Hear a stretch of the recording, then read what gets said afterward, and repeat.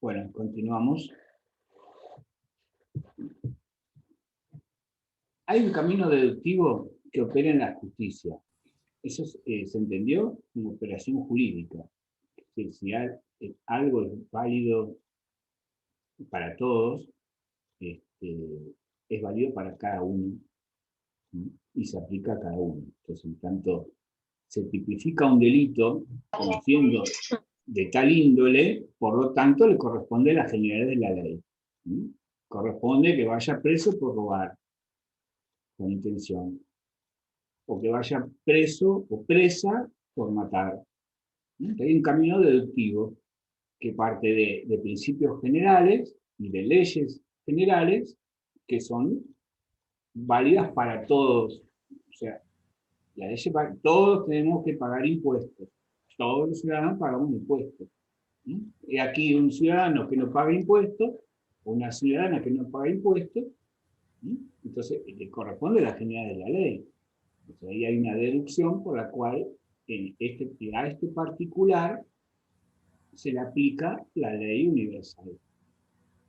¿Eso se entiende? Ese mecanismo. ¿Ese mecanismo sería el utilizado por las primeras ciudades-estado? No, O sea, ese es un cuando... mecanismo utilizado por todas las sociedades estatales. Todos los mecanismos jurídicos habidos y por haber operan de ese modo. O sea, la ley no dice Martín Solcover no deberá matar. Lo que dice la ley es que nadie deberá matar, nadie deberá robar, etcétera, etcétera. Eso es una traducción, obviamente, que no soy abogado. Entonces, eso anótenlo, porque justamente las sociedades estatales son sociedades donde dicen las leyes jurídicas. Es sobre tanto para la sociedad de la antigüedad esclavista griega, como para la sociedad feudal, como para la sociedad capitalista. Por eso la ciencia es una cuestión de Estado, en cualquiera de esos momentos, ¿sí? Porque también opera de ese modo. ¿Sí? Entonces, lo que les decía, disculpen quizás de manera un poco desordenada, es que en el plano del conocimiento, de la producción de conocimiento, está el camino inductivo, que es una experiencia particular, otra experiencia particular, y generalizar, ¿sí? Que tiene sus virtudes y sus defectos, después los vamos a retomar, pero también está el camino deductivo, que es el que se va a imponer, ¿sí? En la filosofía de la antigüedad y en la teología o la religión del feudalismo, que va a ser, por eso les decía, los filósofos de la antigüedad no hablan de algo singular, un hecho singular, que los hechos son irrepetibles, no hay dos hechos exactamente iguales. Nadie se baña dos veces en el mismo río. ¿Sí? Pero entonces lo que se puede abstraer de los hechos es la forma. ¿Sí? Entonces se tipifica la forma, se legaliza la forma. Entonces, tanto Platón como Aristóteles han producido conocimientos filosóficos referidos a los entes, a los objetos universales, que es el hombre, que son los animales, que es la ciudad, que es la justicia, que es lo bello, ¿sí? Que es la materia, sustancia, accidente, la materia tiene sustancia, accidente, hay un sujeto, hay un predicado. Son formas generales, formas universales. ¿Sí? Entonces, esta materia en particular, esto tiene una sustancia y tiene accidente, este vaso de vidrio. Entonces, en ese sentido es un conocimiento establecido a nivel universal, a nivel que vale para todos, y vale en particular para cada objeto de ese tipo. Entonces ahí hay un camino deductivo, ¿sí? Por lo cual, si algo es válido para todo tipo de cierto objeto, es válido para este objeto en particular. Entonces el camino de la deducción es inverso al de la inducción. Va de lo universal a lo particular. Del todo a la parte. En cambio, el camino inductivo va de la parte al todo.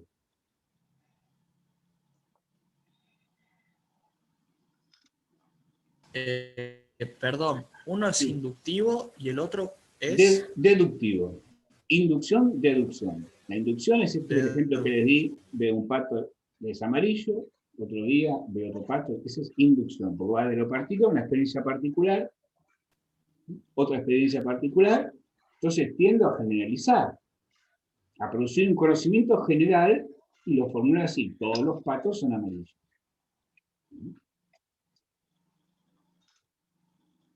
Es un ¿Podría dar, inductivo.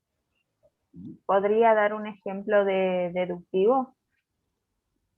Todo, el famoso silogismo, todos los hombres son mortales, Sócrates es hombre, por lo tanto Sócrates es mortal. O si querés te lo digo de una manera más fuerte, Nidia González, vos sos una mujer, sos un ser humano, sos un ser vivo. Y como todos los seres humanos, los seres vivos, somos mortales, tengo que darte la mala noticia que en algún momento te vas a morir. Y es así, aunque cueste aceptarlo, sea duro aceptarlo, ¿sí?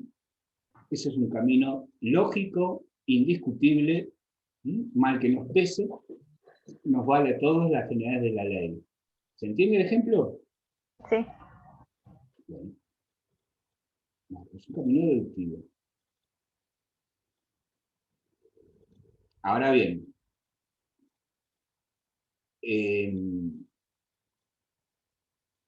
el momento histórico siguiente a la sociedad esclavista de la antigüedad, o sea, la sociedad feudal del medioevo, como ustedes saben, pasan a consolidarse gobiernos con alianzas entre la nobleza y el clero, sobre todo el clero, el dominio del clero, el poder del clero, el poder de la iglesia, va a ser determinante respecto de la organización y la regulación de todos los aspectos de la vida feudal.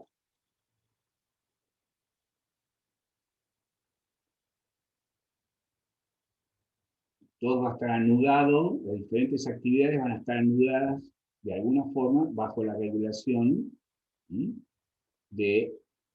Propia de los mecanismos feudales, ¿sí? Propia de los mecanismos de dirección social del feudalismo, vinculado al poder de la iglesia, ¿sí? Al poder terrenal de la iglesia, justificado en un poder divino. Entonces, como cualquier organización social estatal, necesita producir conocimientos y regular los conocimientos, ¿sí? Producir conocimientos y validar los conocimientos, como dijimos en la clase pasada, de manera coherente y congruente con los intereses de la clase dominante. Y ahora, en este momento al que estamos haciendo referencia, la clase dominante es el clero junto con la nobleza.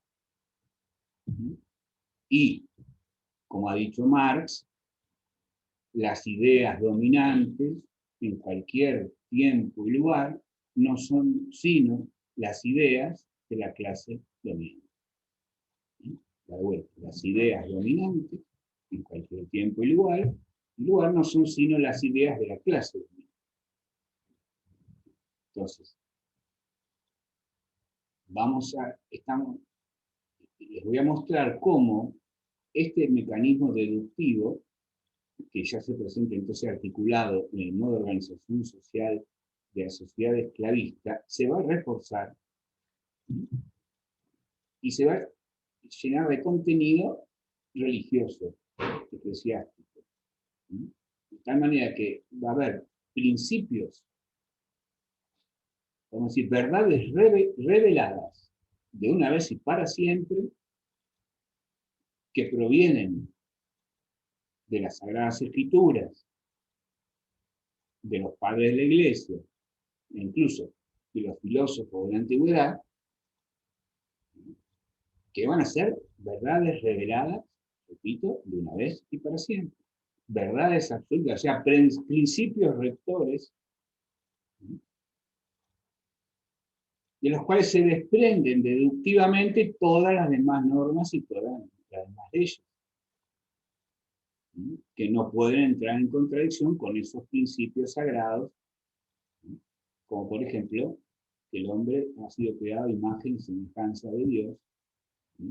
Entonces no puede haber otra verdad Porque la Tierra es el centro del universo. La Tierra no puede ser una cosa que está ahí rotando de manera periférica,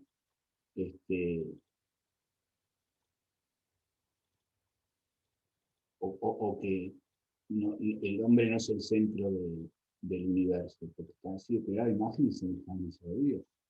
Entonces ahí se articula entonces el principio de autoridad, que va a ser el principio rector de los conocimientos posibles, ¿sí? Y la forma de aplicar la ley, que en última instancia está fundamentado y legitimado en un orden terrenal, férreo, estamental, con estamentos fijos, ¿sí? Eternos, y que responden a un orden divino. Entonces, ese principio de autoridad que rige en la vida social, política, jurídica, económica, ideológica, va a regir en el campo de la ciencia, en el campo del conocimiento, en el campo de la filosofía. Y va a estructurar ese conocimiento que lo llama religión, pero en realidad como saber, como conocimiento, más precisamente que llamarlo teología. Entonces, profe, todo lo que es deductivo es conductista, digo, a largo plazo. ¿Por qué conductista? Y porque si viene todo desde afuera, ¿no? Al ser deductivo, a medida que va pasando el tiempo y si seguimos siendo así, todo lo adoptamos desde afuera. No, de nosotros no nace Sí, se impone inventar, como... si fuese así. Está bien, en ese sentido se impone a través de los mecanismos que vimos en la clase pasada, sobre todo los aparatos ideológicos del Estado, los aparatos represivos del Estado. Pero eso no quiere decir que sea conductista. Conductista viene de conducta. No es conductista, sino que determina a la conciencia de la conducta. Esta subjetividad, dominante, si se quiere, la producción de subjetividad dominante, va a ser una subjetividad que va a acatar el orden terrenal, va a bancarse los sufrimientos terrenales, porque son naturales, porque Dios así lo dispuso, y se le va a ocurrir cuestionar, y si se le ocurre cuestionar, no la va a pasar bien. Entonces se va a formatear las conciencias y las conductas según las ideas dominantes, según las ideas de la clase dominante. Entonces, las conductas que no condigan y satisfagan estas normas, estos valores, esta ideología dominante, serán sancionadas.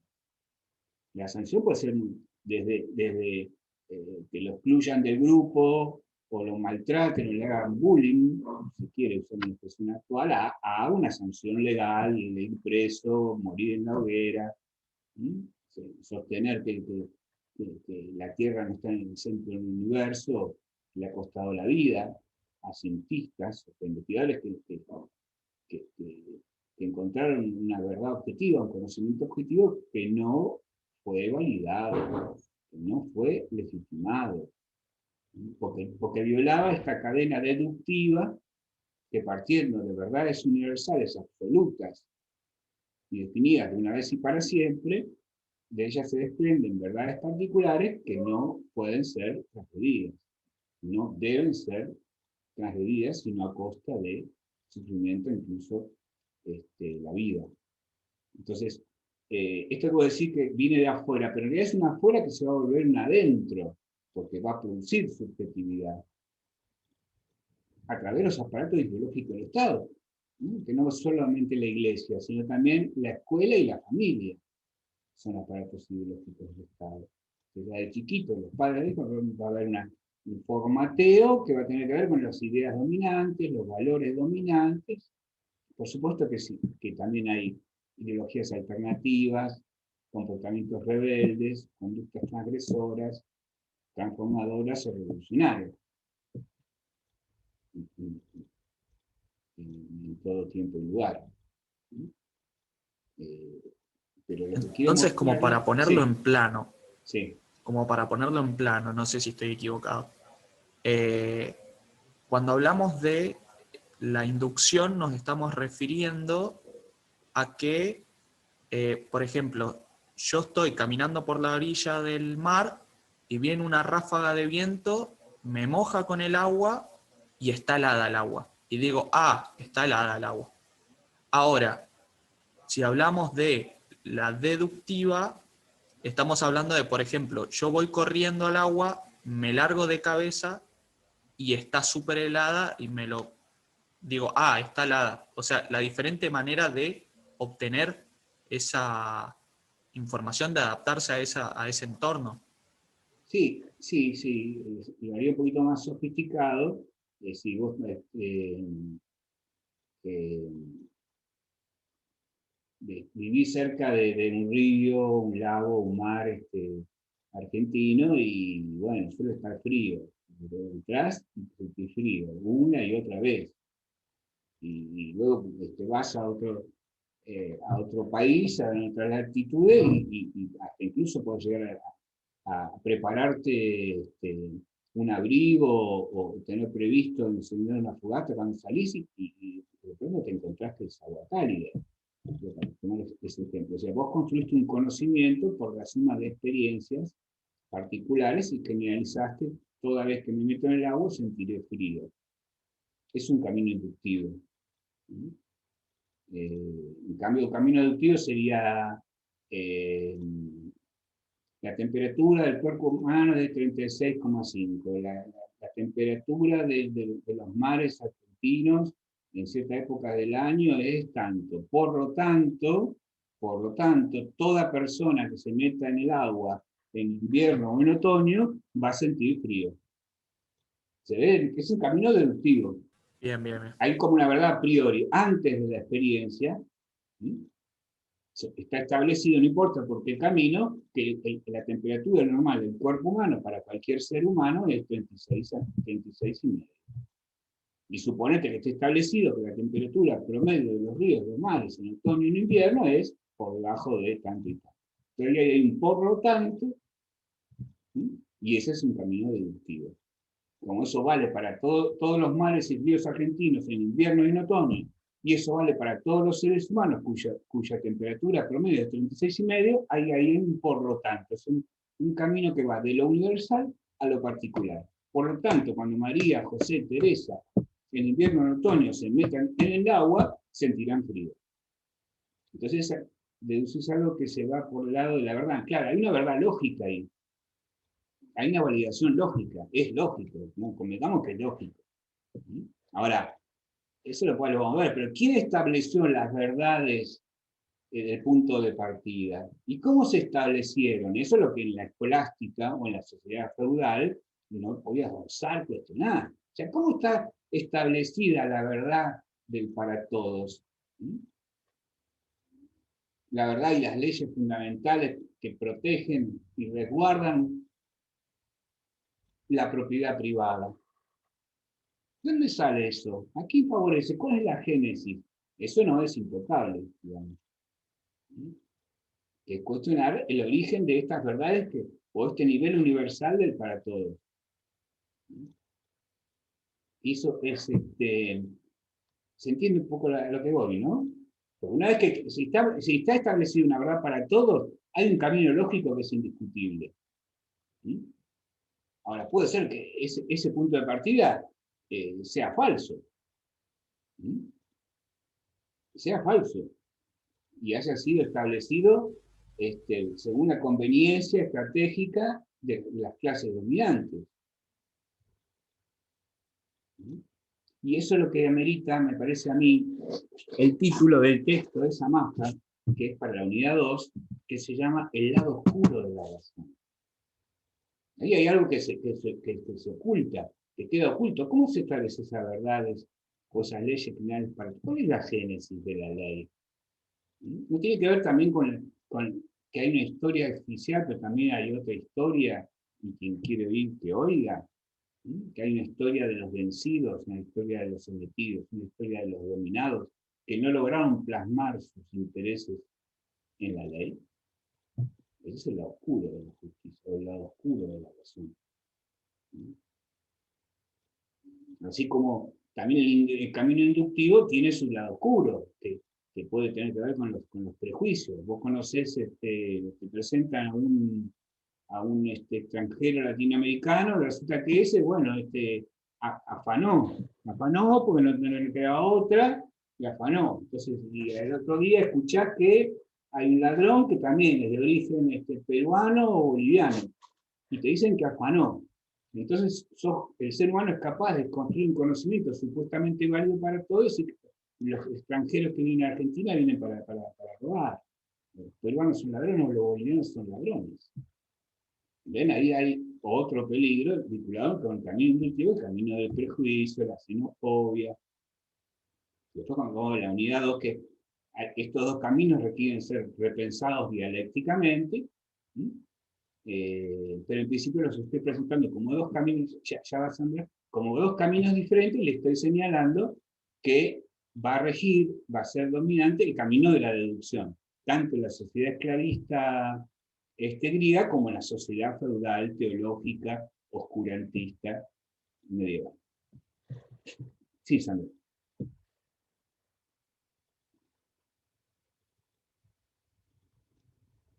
No tenés el audio editado. ¿Qué pasa? Tenemos dificultades. No, no funciona, me parece. Ah, si querés... ¿Probaste con el auricular? Enchufando el auricular con el micrófono del auricular. Entrá y volvé a salir, si no. O si no, escribir por el chat tu pregunta, tu comentario.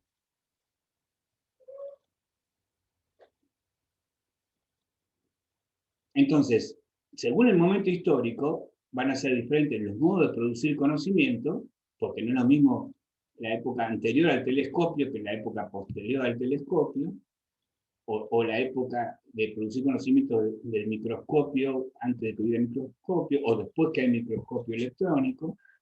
O sea, hay cambios sociohistóricos de los modos y las capacidades de producir conocimiento, y hay cambios sociohistóricos del modo de validar o legitimar los conocimientos, según los intereses y las condiciones políticas, jurídicas, económicas de la sociedad en cuestión.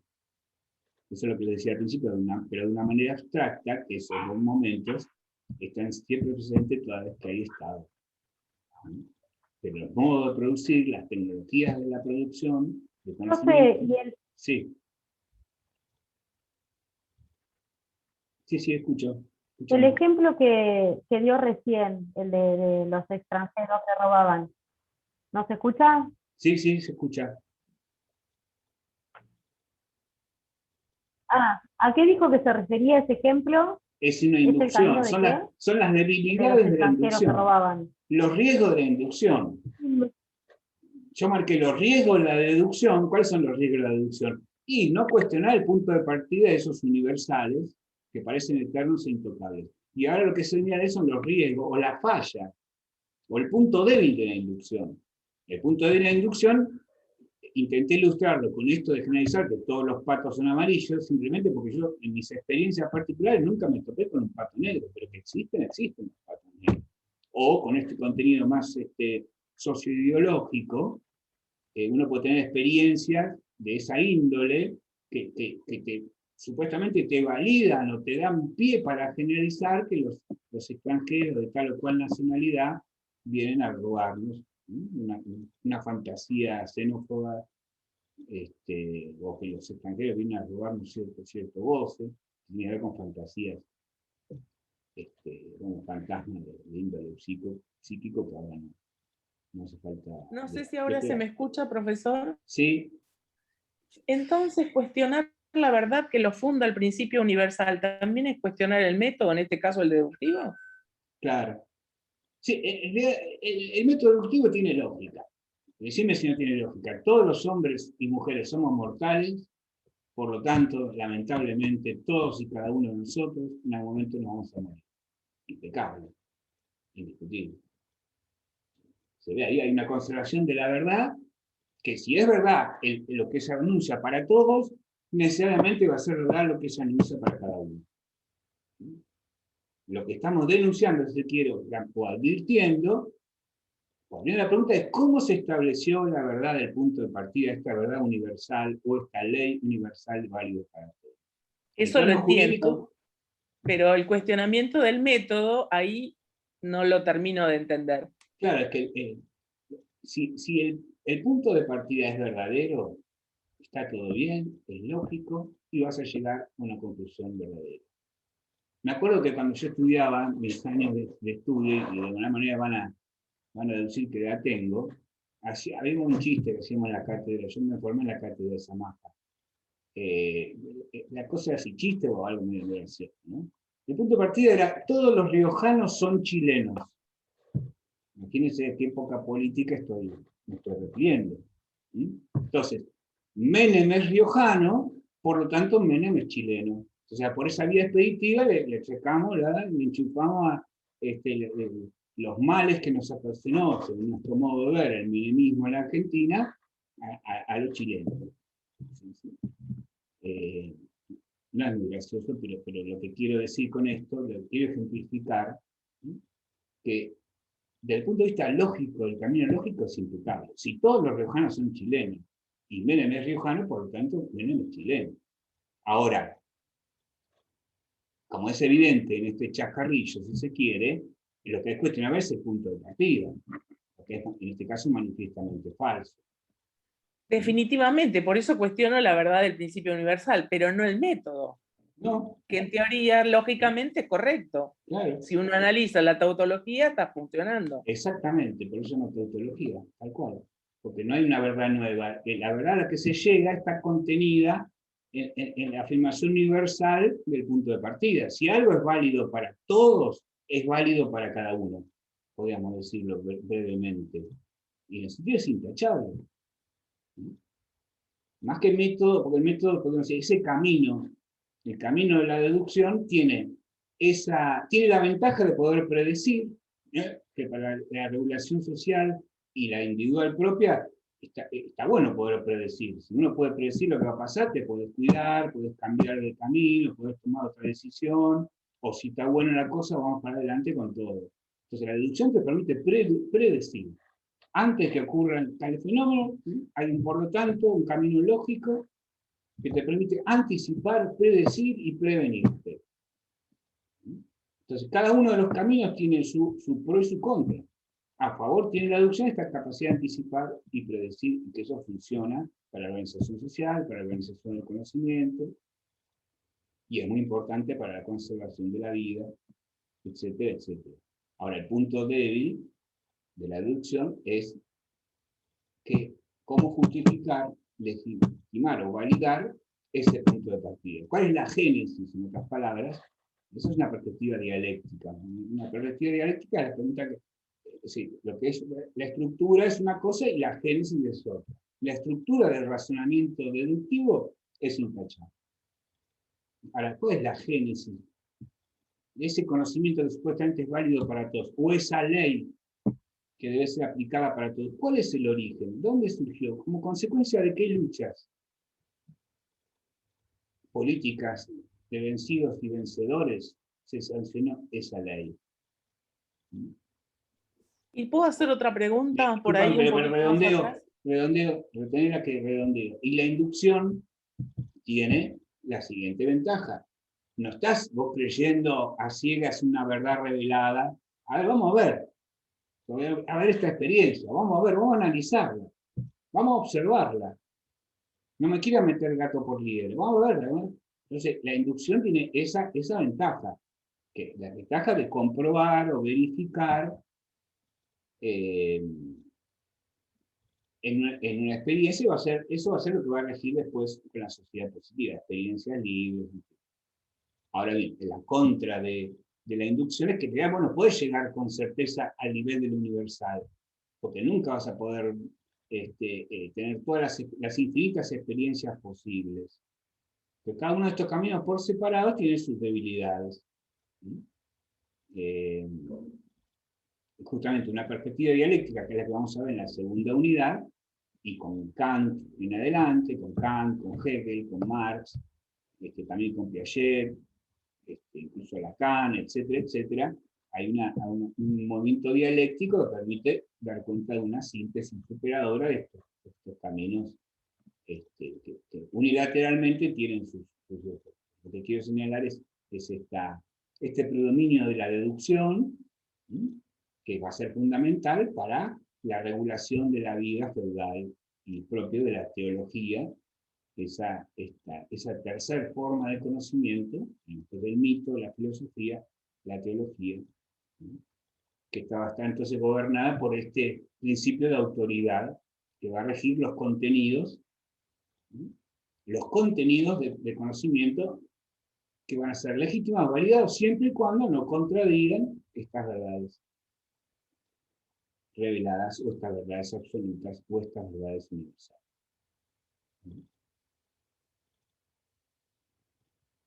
Y lo vuelvo un poquito para atrás. Sí. En estas dos miradas o caras de mirar las cosas, cualquier Estado tiene dos caras, el Estado social y el Estado político. Civil. Y también la sociedad civil. Social son los sociales, sí. son todos sociales. Sociedad o civil y político. Societal o civil y política. Y político, bien. Ahora, usted habló que esto mismo, estas dos caras se reproducen históricamente, y ahí no lo puedo tener tan claro, o me quedé colgada. Y a partir de que hay propiedad privada, hay conflictos de antagonismo. Entonces no es la situación armoniosa de la comunidad tribal, comunal, que todos producían, la propiedad era común. Entonces no necesitaban se lo digo en lenguaje marxiano, no necesitaban una superestructura jurídico-política. Además le preguntan, ¿por qué todas las sociedades posteriores tienen una superestructura jurídica, política e ideológica? Porque tienen que validar, legitimar un régimen de explotación, un régimen de apropiación privada del trabajo, de los productos del trabajo y de los medios de producción. ¿Se ve bien? Entonces eso va a valer tanto para la sociedad feudal griega como para la sociedad esclavista de la antigüedad, como la sociedad feudal del medioevo, como para la actual sociedad moderna capitalista, por más neoliberal o de capital financiero que sea, sigue sucediendo eso. De hecho, hay producción y apropiación, y hay un sistema jurídico, político, ideológico, que legitima, valida la forma de producir y la forma de apropiarse del excedente. ¿Sí? ¿Se entiende un poco más? Lo producido, sí. Claro, lo producido. Entonces, excepto en la sociedad tribal, que había esa armonía y esa homogeneidad, mezclada la propiedad común, y que todo era común, las relaciones cara a cara, eran pocos, tradiciones comunes, mitos comunes, dioses comunes, funcionaba entonces, de hecho, una producción, una distribución comunal, y no necesitaba ninguna superestructura jurídico-política. Seguían las costumbres, seguían las tradiciones milenarias, que se actualizaban a través de los ritos, y se transmitía de manera oral en la forma de mitos.